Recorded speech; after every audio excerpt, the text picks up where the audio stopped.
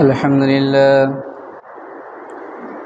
لله نحمده ونستعينه ونستغفره ونؤمن به ونتوكل عليه ونعوذ بالله من شرور أنفسنا ومن سيئات أعمالنا من يهده الله فلا مضل له ومن يضلل فلا هادي له وأشهد أن لا إله إلا الله وحده لا شريك له أعوذ بالله من الشيطان الرجيم بسم الله الرحمن الرحيم قاف والقرآن المجيد بل عجبوا أن جاءهم منذر منهم فقال الكافرون هذا شيء عجيب أإذا متنا وكنا ترابا ذلك رجع بعيد قد علمنا ما تنقص الأرض منهم وعندنا كتاب حفيظ بل كذبوا بالحق لما جاءهم فهم في أمر مريج أفلم ينظروا إلى السماء فوقهم كيف بنيناها وزيناها وما لها من فروج والأرض مددناها وألقينا فيها رواسي وأنبتنا فيها من كل زوج بحيث تبصرة وذكرى لكل عبد منيب ونزلنا من السماء ماء مباركا فأنبتنا به جنات وحب الحصيد والنخل باسقات لها طلع نضيد رزقا للعباد وأحيينا به بلدة ميتا كذلك الخروج كذبت قبلهم قوم نوح وأصحاب الرس وثمود وآد وفرعون وإخوان لوط وأصحاب الأيكة وقوم تبع كل كذب الرسل فحق وعيد أفأينا بالخلق الأول بل هم في لبس من خلق جديد আলহামদুলিল্লাহ সমস্ত প্রশংসা সমস্ত গুণগান ও সমস্ত সিফতসানা সেই মহান রব্বুল আলামিনের জন্য যে আল্লাহ রব্বুল আলামিন আমাদেরকে এই পবিত্র জুমার দিনে মসজিদে উপস্থিত হওয়ার তৌফিক দান করেছেন সে আল্লাহর প্রতি শুকরিয়া আদায় করি আলহামদুলিল্লাহ। দরুদ ও সালাম বর্ষিত হোক মুহাম্মদ রাসূলুল্লাহ সাল্লাল্লাহু আলাইহি ওয়াসাল্লামের উপর। আল্লাহুম্মা সাল্লি আলাইহি আল্লাহুম্মা বারিক আলাইহি। বিগত 2 জুমা আমরা আলোচনা করেছি সুদ সম্পর্কে।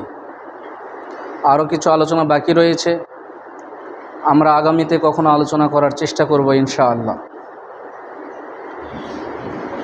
আজকে আমরা যে বিষয়টি নিয়ে আলোচনা করব তা হচ্ছে দান বা যাকাত সম্পর্কে। দান বা যাকাত সম্পর্কে সংক্ষিপ্তভাবে কোরআন ও সহিহ হাদিস থেকে আলোচনা করার চেষ্টা করব ইনশাআল্লাহ। আমরা সুদের বিপরীতে যাকাত বিষয়টাকে নির্ধারণ করার কারণ হচ্ছে যখন একটা মানুষ সুদের সঙ্গে জড়িত হয়ে যায় তখন সম্পদ কিছু মানুষের কাছে চলে যায়। যাদের সম্পদ রয়েছে তারা আরও সম্পদশালী হয়, যারা গরিব তারা আরও গরিব হয়ে যায়। এটাই হচ্ছে সুদের সর্বশেষ বাস্তবতা। আপনি বিশ্বাস করলেও সঠিক, না বিশ্বাস করলেও সঠিক, আপনাকে আমরা বিশ্বাস করতে বাধ্য করছি না, তবে এটাই বাস্তবতা। শুধুমাত্র একটা কথা বলি, একজন এস আলম এই বাংলাদেশ থেকে যত টাকা নিয়ে গিয়েছে, পুরা বাংলাদেশের অর্থনীতিতে একবারে ধ্বংস করে দিয়েছে তিনি যে টাকাটা নিয়ে গিয়েছে। এটা মনে করিয়েন না যে এটা শুধু ইসলামী ব্যাংকের ক্ষতি, শুধু ইসলামী ব্যাংকের ক্ষতি নয়, এটা আপনার পকেটের টাকাও নিয়ে গিয়েছে। এজন্য যতদিন আপনি সুদি লেনদেন থেকে বের হয়ে না আসতে পারবেন, ততদিন পর্যন্ত সমাজে কল্যাণ আসবে না। যখন আপনি জাকাত নীতি অর্থ ব্যবস্থার দিকে চলে আসবেন, তখন সমাজে একটা ভারসাম্যপূর্ণ একটা অর্থনীতি বিরাজ করবে, যে ধনীদেরকে তারা জাকাত বা দান করতে বাধ্য থাকবে, উঠাবে কে আর বিতরণ করবে কে, এটা দ্বিতীয় আলোচনা। এটা উঠাতে পারে দুইভাবে, সরকার সরাসরি নিজেই উঠাবে, অথবা সরকার এলাকা ভিত্তিক দায়িত্ব দিবে যে এই এলাকাতে অমুক মানুষের কাছে, অমুক একজন দায়িত্বশীলের কাছে তোমরা জাকাত পরিপূর্ণভাবে দিতে বাধ্য থাকিবে। আর যখন আপনি এই জাকাত পরিপূর্ণভাবে দিবেন, তখন এই সমাজের যে একটা অর্থনীতির অবস্থা, টাকার যে একটা লেনদেনের যে একটা চলমান রীতি, এই গতিটা ঠিক থাকবে। তখন সম্পদ বা জিনিসের দাম একটা ভারসাম্য অবস্থায় থাকবে। এটা আপনি বিশ্বাস করলেও বাস্তবতা, আপনি এটা মানলেও বাস্তবতা, আপনি না মানলেও এটাই বাস্তবতা। তার কারণ ইসলামী অর্থনীতি যদি হতো, ইসলামী শাসন ব্যবস্থা যদি হতো, আমরা বলছি না যে ইসলামী শাসন ব্যবস্থা জামাত আসলেই বাস্তবায়ন করতে হবে, আমরা বলছি যে কোনো সরকার এটা যদি চালু করে আমরা তাকে সাপোর্ট জানাবো, এবং এটা অবশ্যই একটা কল্যাণকামী রাষ্ট্রের একটা গুরুত্ব। এজন্য সকলেরই উচিত যে কোনো সরকার কোনো ইসলামী রীতিকে যদি চালু করার কাজ করে, আপনাদেরকে সাপোর্ট করতে হবে, সেটা যে কোনো সরকার হোক। আর এটাই কল্যাণকামী রাষ্ট্রের একটা গুরুত্ব, যে আপনার সম্পদ আছে, আপনি জাকাত দিতেই হবে। আপনাকে কাকে দিবেন? যারা গরিব মানুষ আছে তাকে দিবেন। তাহলে কি হবে? সম্পদটা একটা চলমান থাকবে। নচেত এই সম্পদটা কিছু মানুষের কাছে আছে, তিনি ব্যাংকে টাকা রাখছেন, তার টাকা বাড়তেই আছে, তার টাকা আছেন সমাজে সুদের ক্ষেত্রে খাটাচ্ছে, তার টাকা বাড়তেই আছে। সুদ দিচ্ছে কারা? ধনী মানুষ। ধনী মানুষ সুদ দেয়? বোঝেননি? ধনী মানুষ কি সুদ দেয়? না। কারা সুদ দেয়? এস আলম ইসলামী ব্যাংক থেকে টাকা নিয়ে ইসলামী ব্যাংকের 82% শেয়ার ওই টাকা দিয়ে কিনে নিয়েছে। বুঝেননি মনে হয়? আমার কোনো টাকা নাই, ধরেন আমি কি করলাম, ইসলামী ব্যাংক থেকে লোন নিলাম, আবার ওই টাকা দিয়ে ইসলামী ব্যাংকের 82% শেয়ার আমি কিনে নিলাম। তাহলে টাকায় আপনার, খাটালাম আপনাকে, ধনী হলাম আমি। এটা ইসলামী রাষ্ট্র না, এটা হচ্ছে অকল্যাণকামী রাষ্ট্র। আমার কথাটাকে কেউ অন্যভাবে নিবেন না। আমি বুঝাতে চাচ্ছি, সুদকে আপনাকে বর্জন করতে হবে, জাকাত বা দান আপনাকে দিতে বাধ্য থাকিবে। যদি না দেন তাহলে কি হবে, এটা আমাদের আলোচনা। আপনি যদি জাকাত না দেন তাহলে আপনার ক্ষতি নয়, আমার ক্ষতি। কার ক্ষতি? আপনার ক্ষতি। এখন বলবেন আমি দিলাম না, আপনি দিয়েন না, আপনি দিয়েন না। তবে একটা কথা মাথায় রাখবেন, একজন আল্লাহওয়ালা মানুষ যিনি সালাত আদায় করেন, আমি কাউকে ছোট করতে চাচ্ছি না, যিনি সালাত আদায় করেন তাকে যদি জিজ্ঞেস করেন, ভাই আপনি সিয়াম থাকেন? জি সিয়াম থাকি। ইসলামের কয়টা স্তম্ভ? 5টি। সালাত, সিয়াম, হজ, জাকাত আর তাওহীদ বা কালেমাকে বিশ্বাস করা, আল্লাহকে বিশ্বাস করা, রাসূলকে বিশ্বাস করা, কিতাবকে বিশ্বাস করা, মানে ঈমান। এখন আপনাকে যদি প্রশ্ন করা হয় আপনি কি ঈমানকে বিশ্বাস করেন? ঈমানকে বিশ্বাস করতে টাকা লাগে না, জি আমি বিশ্বাস করি। 2 নাম্বার, আপনি কি সিয়াম থাকেন? জি আমি সিয়াম থাকি আলহামদুলিল্লাহ। আপনি কি সালাত আদায় করেন? জি আমি সালাত আদায় করি আলহামদুলিল্লাহ। আপনার টাকা আছে, আপনি কি হজ করেন? জি আলহামদুলিল্লাহ, আমি দীর্ঘ 4-5 বছর হজ করেছি, প্রতি বছর 8-10 বার করে উমরা করি আলহামদুলিল্লাহ। আপনি কি যাকাত দেন? হুজুর যে কেন এই প্রশ্নটা আমাকে করলো, মানে এই প্রশ্নে 100 উত্তর সবার কাছে পাওয়া যায় না, পাওয়া খুব কঠিন। আমি বলছি না আপনি দান করেন না, আমি বলছি না আপনি যাকাত দেন না, কিন্তু পরিপূর্ণভাবে দেন না। আপনি দান করেন, কত করেন? যেখানে 5,000 আপনার যাকাত বের হবে সেখানে আপনি দিচ্ছেন 200 টাকা। যেখানে আপনার 5 লক্ষ টাকা বের হবে সেখানে আপনি দিচ্ছেন 500 টাকা। তার মানে আপনি 4টা স্তম্ভকে মেনে নিয়েছেন, কিন্তু একটা স্তম্ভকে আপনি আর মেনে নিতে পারছেন না। কেন? এখানে টাকা খরচ হয়। হজ করলে মনে একটা তৃপ্তি লাগে। আমি যতই বলি মসজিদে এটা করলে, তাসবিহ তাহলিল করলে হজের সওয়াব পাওয়া যায়, কিন্তু তৃপ্তি পাওয়া যায় না যেটা হজ করলে পাওয়া যায়। আমি যদি আপনাকে বলি এটা করলে আপনি দানের সওয়াব পাবেন, ঠিক আছে, সবাই আলহামদুলিল্লাহ, সুবহানাল্লাহ, আলহামদুলিল্লাহ, কিন্তু দান করতে চায় না। আপনাকে দান করতেই হবে, আপনাকেই করতে হবে। কেন? আপনার সম্পদের রক্ষার জন্য। এমনকি হাদিসে এটা বলা হয়েছে, যদি দান নেওয়ার যদি কেউ না থাকে, ওটা আপনি ডাস্টবিনে ফেলে দিয়ে আসেন, তারপরও আপনাকে ওই সম্পদ বাড়িতে রাখা যাবে না। আপনি যদি দান না করেন, তারপরেও হাদিসে এভাবে বলা রয়েছে, এই দান আপনি বাড়িতে রাখতে পারবেন না, এটা আপনাকে ডাস্টবিনে ফেলে দিয়ে আসতে হবে। যদি দান নেওয়ার কেউ না থাকে, আপনি দান দিতে বাধ্য। আল্লাহ সকলকেই দান এবং যাকাত, ওসর, ফেতরা, যাবতীয় কল্যাণকামী তাকে আমরা আদায় করার চেষ্টা করব। আল্লাহ তৌফিক দান করুন, আল্লাহুম্মা আমিন। আল্লাহ তাআলা বলছেন, মান যাল্লাযী ইউকরিদুল্লাহা করদান হাসানা, যে ব্যক্তি উত্তমভাবে আল্লাহকে ঋণ দিবে, মানে দান করবে।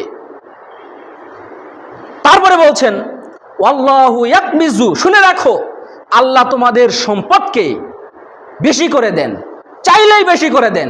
ওয়া ইয়াবসুতু, আল্লাহ চাইলে আবার তোমাদের সম্পদকে কমিয়ে দেন। ওয়া ইলাইহি তুরজাউন, শুনে রাখো, যদি দাও ভালো, যদি না দাও তাহলে ওয়া ইলাইহি তুরজাউন, শুনে রাখো, আল্লাহর কাছেই তোমাদেরকে ফিরে যেতে হবে। প্রথম কথা, যারা দান করে তারা উত্তম কাজ করে। 2 নাম্বার, আল্লাহু ইয়াকবিজু, আল্লাহ তোমাদের সম্পদকে দান করলে বেশি করে দেন। ওয়া ইয়াবসুতু, আল্লাহ চাইলেই আবার তোমাদের সম্পদকে কমিয়ে দেন। এজন্য সকলেরই উচিত এই দান আপনাকে করতেই হবে। আল্লাহ তাআলা বলছেন, ইন তুবদুস সাদাকাতি ফানি'ম্মা হিয়া, ইন তুবদুস সাদাকাত, কোনো ব্যক্তি যদি প্রকাশ্যে দান করে তাহলে এটা অনেক উত্তম। কেউ যদি প্রকাশ্যে দান করে তাহলে এটা অনেক উত্তম। ইন তুকফুহা ওয়া তুতুহাস সাদাকাত, কোনো ব্যক্তি যদি গোপনে দান করে, ফাহুয়া খায়রুল লাকুম, এটা আরো উত্তম। প্রথম 2টা কথা, এক, কোনো ব্যক্তি যদি প্রকাশ্যে দান করে এটা উত্তম, মন্দ না, উত্তম, ভালো।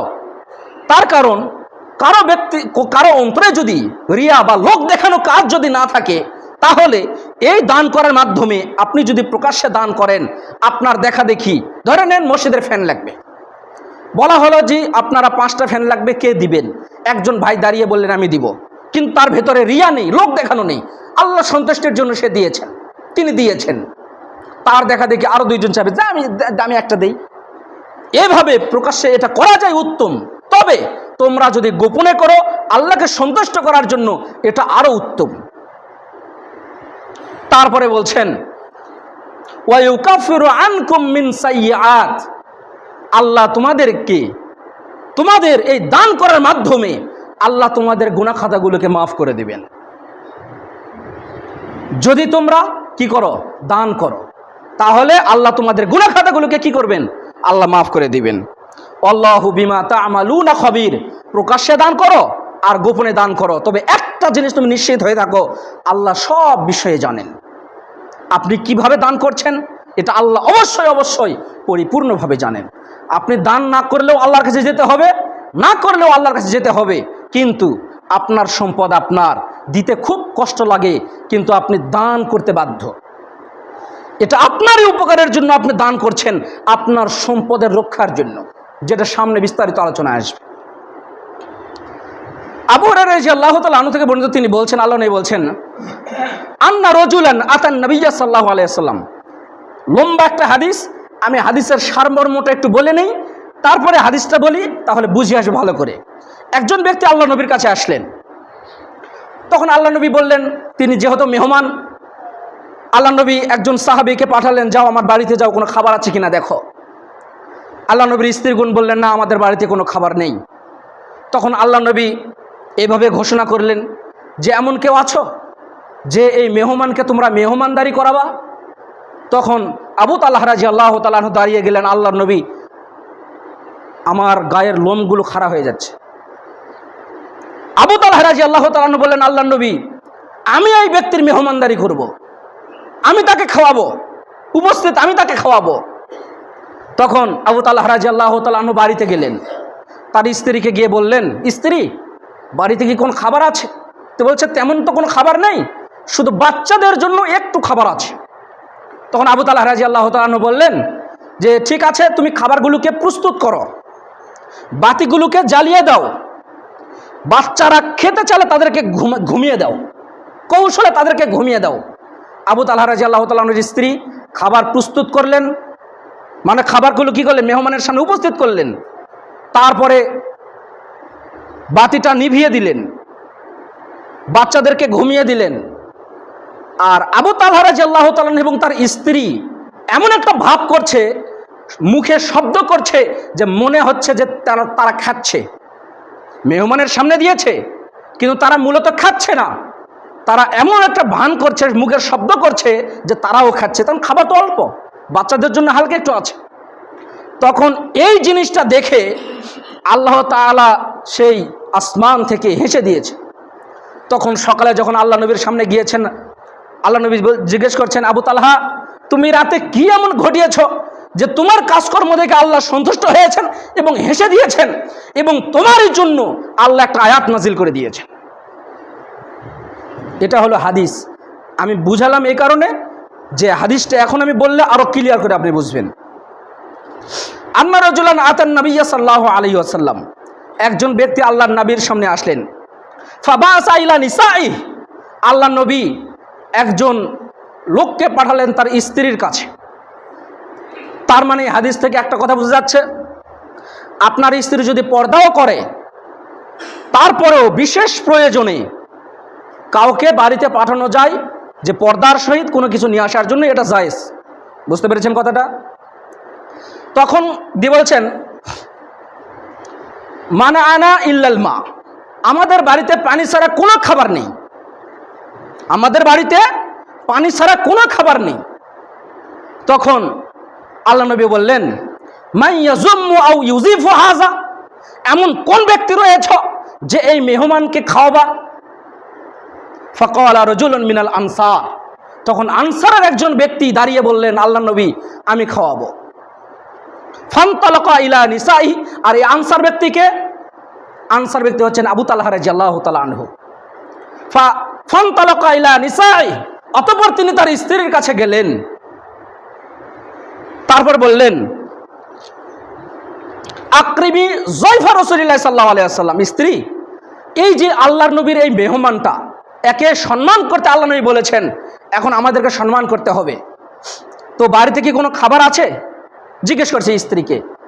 তখন স্ত্রী উত্তর দিচ্ছেন, মা ইনদানা ইল্লা কুতুস বিয়ানি, বাচ্চাদের জন্য হালকা খাদ্য রয়েছে, তা বাদে তো কোনো খাদ্য নেই, হালকা খাদ্য রয়েছে।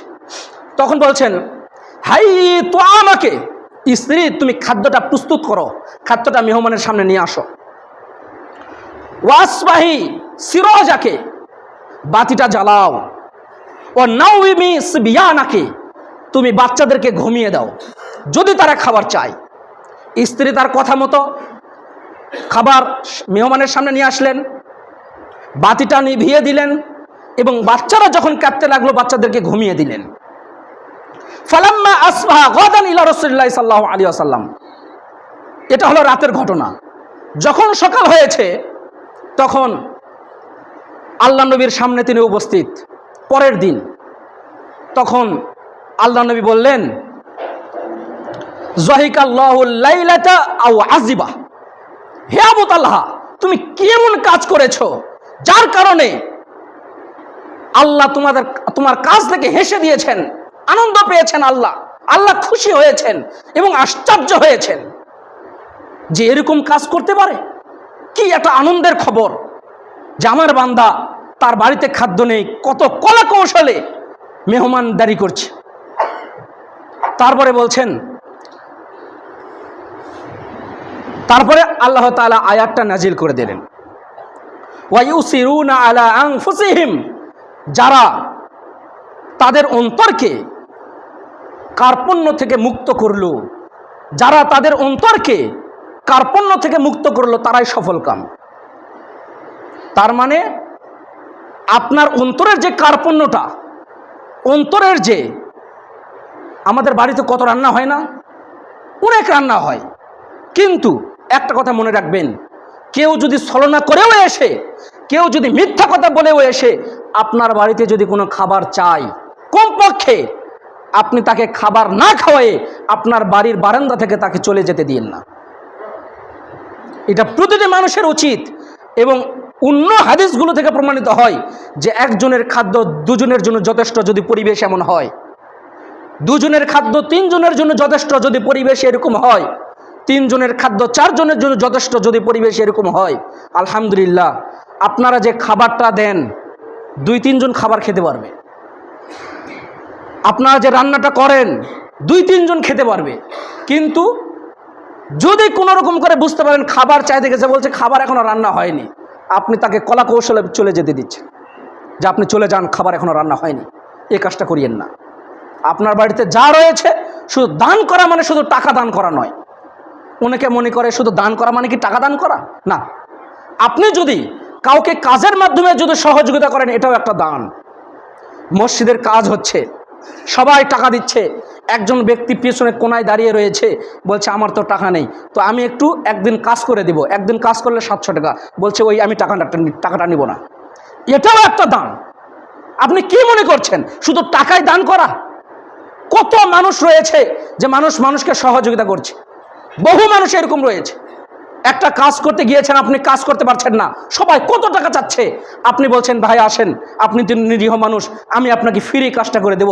এটাও একটা সহযোগিতা, এটাও একটা দান। এর কারণে আপনি নেকি পাবেন। আল্লাহ সকলকে তৌফিক দান করুন, আল্লাহুম্মা আমিন।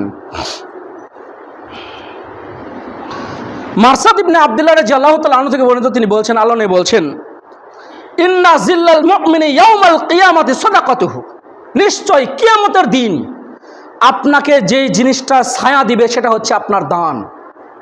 কিয়ামতের দিন এমন একটা পরিবেশ হবে, একটা গর্ভবতী মহিলার সন্তান ভূমিষ্ঠ হয়ে যাবে, মহিলা বুঝতে পারবে না যে আমার বাচ্চা হলো, মহিলা বুঝতে পারবে না যে আমার বাচ্চা হলো। কিয়ামতের ভয়াবহতা তাহলে কত কঠিন, কত কঠিন। আর এমন পরিবেশে এই দান যেটা আপনি দুনিয়াতে করেছেন, এটা আপনাকে ছায়া দিবে, বিশেষ ছায়া দিবে। উকবা ইবনে আমির রাদিয়াল্লাহু তাআলা আনহু থেকে বর্ণিত, তিনি বলছেন, আল্লাহ নবী বলছেন, কুল্লি ইমরিন ফি জিল্লি সাদাকাতিহি, প্রতিটি মানুষের কিয়ামতের দিন যে ছায়াটা দিবে সেটা হচ্ছে তার দান।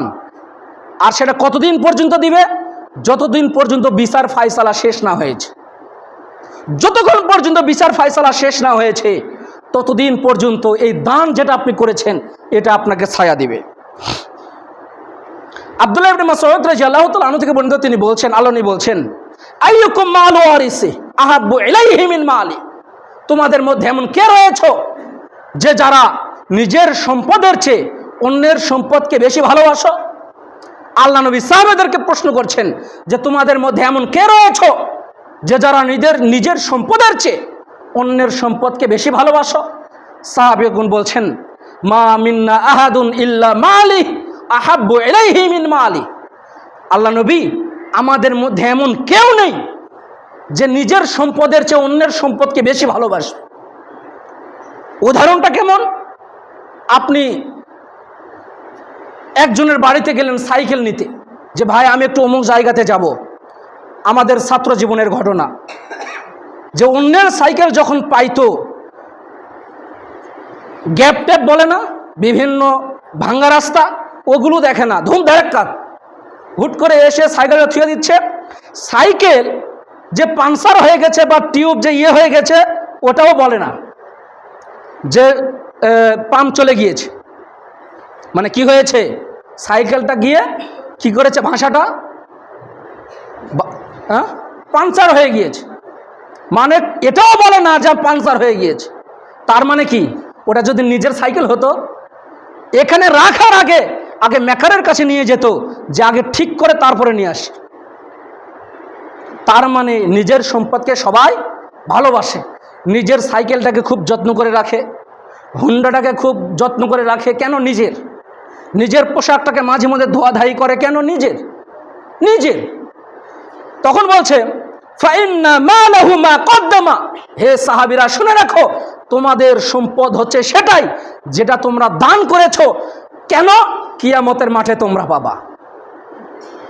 ও মাল ওয়ারিসিহি মা আখরা, আর তোমাদের সম্পদ সেটা নয় যেটা তোমরা মৃত্যুর পরে তোমাদের ওয়ারিসদের জন্য তুমি রেখে যাচ্ছ, এটা তোমার সম্পদ নয়। তার মানে সম্পদ আপনার কোনটা? আমি যেটা দান করলাম। সম্পদ আপনার কোনটা? যেটা আপনি দান করলেন। ওটা আপনার সম্পদ নয় যেটা আপনি আপনার ছেলের জন্য রেখে যাচ্ছেন। ওটা আপনার সম্পদ নয় যেটা আপনি আপনার মেয়ের জন্য রেখে যাচ্ছেন।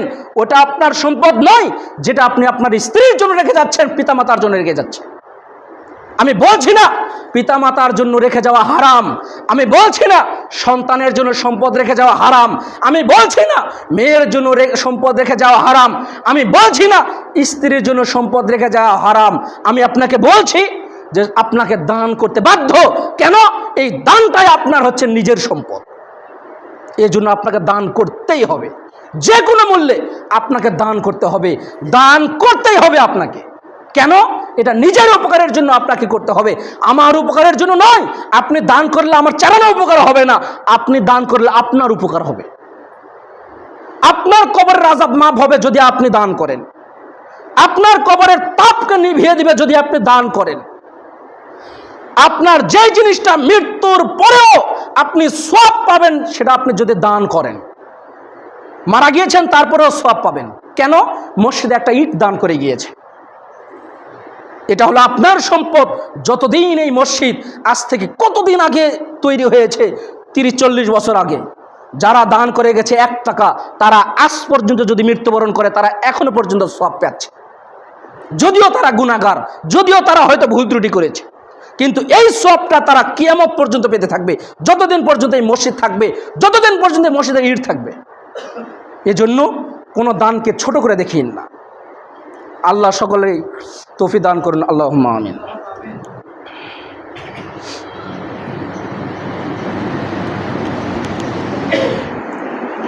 আলহামদুলিল্লাহ ওয়াহদাহু ওয়াসসালাতু ওয়াসসালামু আলা মান লা নাবিয়্যা বা'দা, আম্মা বা'দ। যেহেতু আজকে জানাজা রয়েছে, আমরা যথাসময়ে আলোচনা শেষ করব ইনশাআল্লাহ। আবু হুরায়রা রাদিয়াল্লাহু তাআলা আনহু থেকে বর্ণিত, তিনি বলছেন, আল্লাহ নবী বলছেন, সাবআতুন ইউযিল্লুহুমুল্লাহু ফি যিল্লি ইয়াওমা লা যিল্লা ইল্লা যিল্লু। কিয়ামতের দিন 7 শ্রেণীর মানুষ বিশেষ ছায়া পাবে যেটা অন্য কেউ পাবে না। কিয়ামতের দিন 7 শ্রেণীর মানুষ বিশেষ ছায়া পাবে যেটা অন্য কেউ পাবে না। 1, ইমামুন আদিলুন, ন্যায়পরায়ণ শাসক। শাসক যদি ন্যায়পরায়ণ হয়, তিনি যত ভালো কাজ করবেন, তিনি কিয়ামতের দিন আল্লাহর কাছে বিশেষ ছায়া পাবেন যেটা অন্য কেউ পাবে না। অসাবুন নাশাআ ফি ইবাদাতিল্লাহ, এমন যুবক যারা রাত্রি জাগরণ করেছে, আল্লাহর ইবাদতে কাটিয়েছে। আল্লাহর ইবাদতে যেই যুবকেরা রাত্রি যাপন করেছে, এরা সেদিন বিশেষ ছায়া পাবে। অরাজুলুন কলবুহু মুআল্লাকাতুন ফিল মাসাজিদ, একজন ব্যক্তি যখন সালাত আদায় করে আসে, তার অন্তরটা মসজিদে ঝুলিয়ে থাকে যে জহরের সালাত আদায় করলাম, কখন আসরের সালাতের জন্য যাব। এই অন্তরটা যাদের ঝুলিয়ে থাকে, কিয়ামতের দিন তারা এই বিশেষ ছায়া পাবে। অরজুলান তাহাব্বা ফিল্লাহ ইজতামা আলাইহি ওয়া তাফাররাকা আলাইহি। এমন দুজন বন্ধু যারা বন্ধুত্ব করেছে আল্লাহকে সন্তুষ্ট করার জন্য, আল্লাহকে খুশি করার জন্য।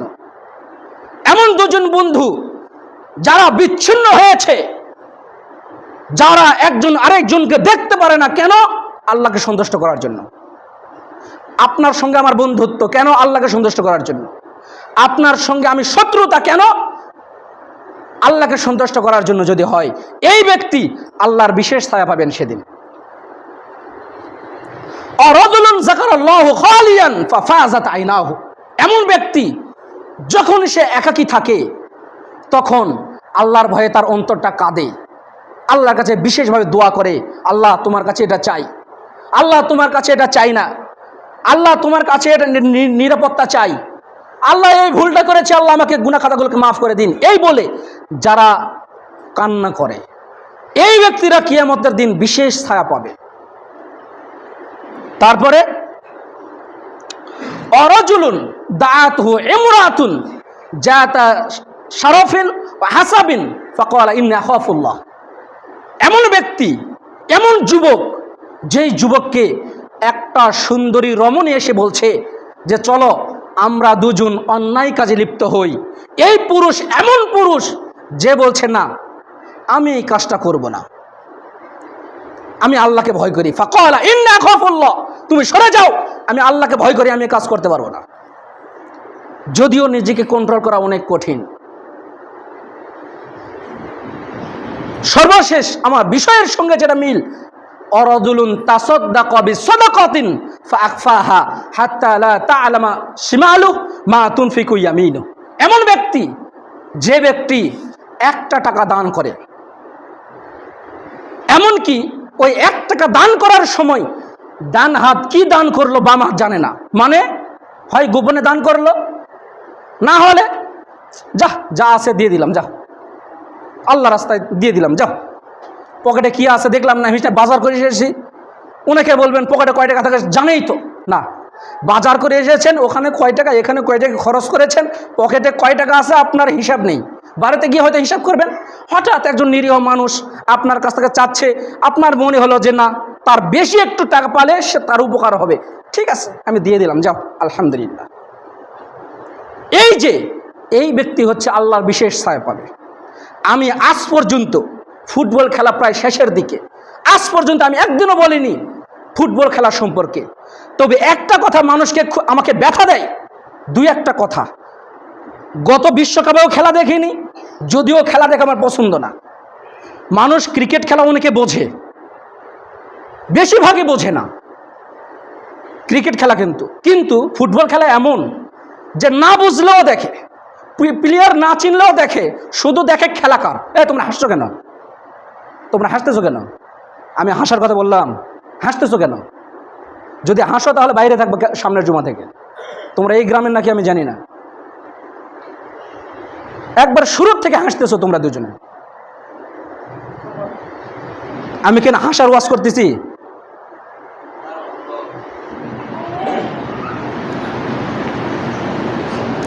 আমার কথাতে কেউ কষ্ট পায় না।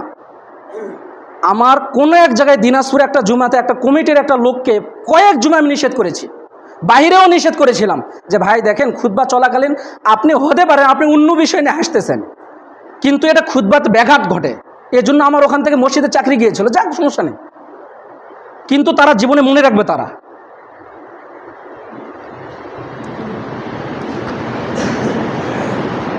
কি বলতে চাইলাম, আপনারা জানেন যে এই ফুটবল খেলাকে কেন্দ্র করে একজন ব্যক্তি নিজেই নিজেকে হত্যা করেছে, জানেন? এটা কিন্তু পেপার পত্রিকা হয়েছে। আরে বাঙালি মুসলমান এত আবেগী মুসলমান, যেই দেশের খেলা আর্জেন্টিনা, ওই দেশে এত মাতামাতি নেই যেটা বাংলাদেশে তার থেকে বেশি মাতামাতি। আপনি বুঝলেও বাস্তব কথা, না বুঝলেও বাস্তব কথা। এত দেশ নেই মেসি যেতে চায় না, এই বাংলাদেশে আসতে চায় কেন? শাকিরা এত দেশে যেতে চায় না, এই দেশে আসলো কেন? এত বহু দেশ তো আছে, তার মানে তাকে নিয়ে এই দেশে বেশি মাতামাতি হয়েছে। দ্বিতীয় নাম্বার, একটা কমেন্টে দেখলাম একজন মুসলমান, ভিতরে ঢুকে দেখলাম তিনি মুসলমান, আইডিটা মুসলমানের। তিনি লিখছেন জাহান্নামে যদি মেসির সাথেও থাকি তারপরে মনে একটা শান্তি লাগবে যে মেসির সাথে আছি। এত আবেগী মুসলমান, হায়, চিন্তা করা যায় কোন পর্যায়ে চলে গিয়েছে। আল্লাহ হেফাজত করুন, আমি সেই দোয়া করি। এত আবেগী মুসলমান হয়েন না। সারা বছর ইবাদত করছেন, একটু ভুল করার কারণে ইবাদত শেষ, ইবাদত শেষ, তাহাজ্জুদ শেষ, তাহাজ্জুদ নাই। এত সহজ নয়। সারা জীবন তাহাজ্জুদ পড়েছেন জন্ম থেকে মৃত্যুর আগ পর্যন্ত। একটা টাকা যদি হারাম আপনার গায়ে যদি আপনার পোশাক ওঠে, ইবাদত শেষ, তাহাজ্জুদ একটাও থাকবে না। একটা তাহাজ্জুদের নেকিও থাকবে না। আমি বলছি না, আল্লাহ নবী বলছেন, একটা নেকিও থাকবে না। যদি থাকে কোরআন হাদিস মিথ্যা, যদি থাকে, আর কোরআন হাদিস মিথ্যা নয় যদি মুসলমান হয়ে থাকেন, এটা আপনাকে বিশ্বাস করতে হবে। আল্লাহ এগুলো থেকে হেফাজত দান করুন। এত আবেগী হওয়া যাবে না।